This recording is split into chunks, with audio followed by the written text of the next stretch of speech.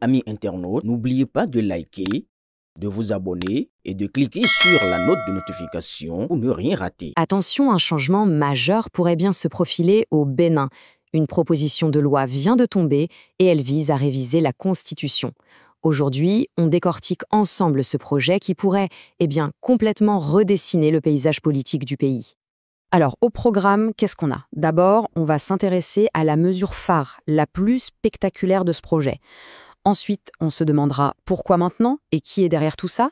Après, promis, on plonge dans le vif du sujet, les articles de loi en détail. Et enfin, on verra ce qui nous attend pour la suite. Allez, c'est parti. Ok, retour au 31 octobre dernier. Ce jour-là, une proposition de loi est déposée sur le bureau de l'Assemblée nationale béninoise.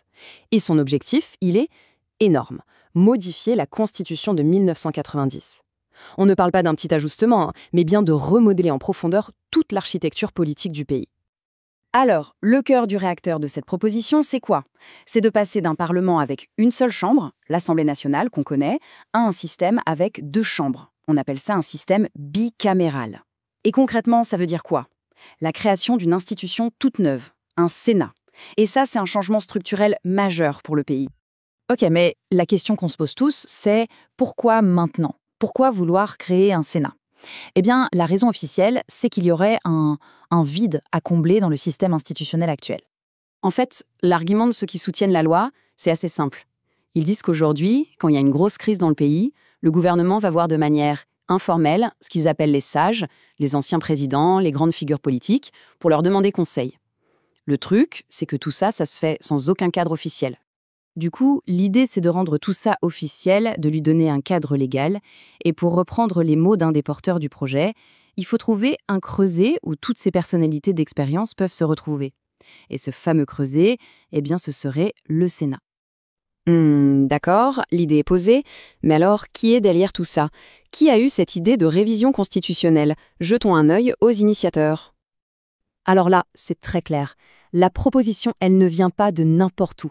Elle émane directement de la majorité présidentielle. Ce sont les patrons des deux grands groupes parlementaires qui soutiennent le président Patrice Talon qui la portent.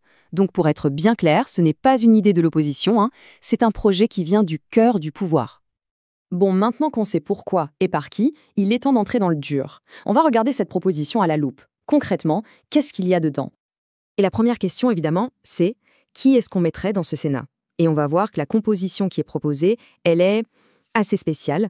Elle met vraiment l'accent sur un critère très très précis, l'expérience au sommet de l'État. Regardez-moi ça.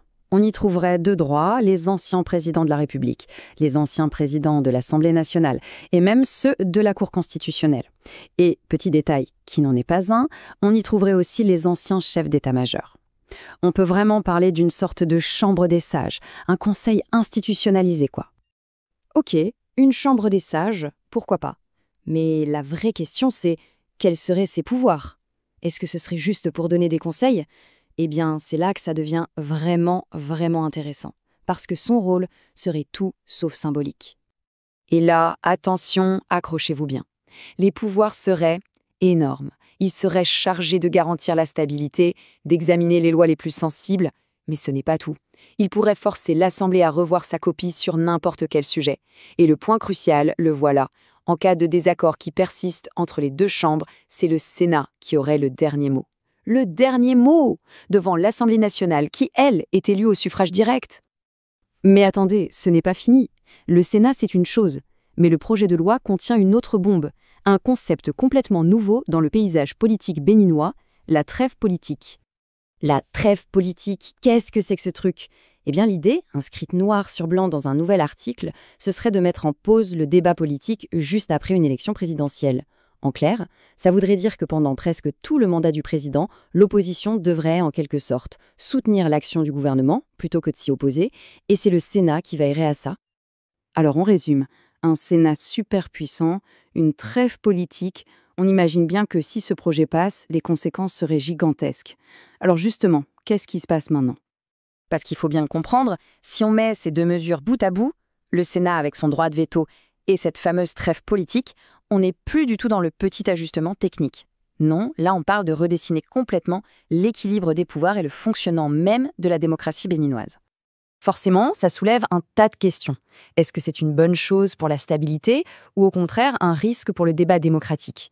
Toutes ces implications, elles sont tellement importantes qu'on va y consacrer une analyse complète. Ce sera pour très bientôt. Promis, ici même.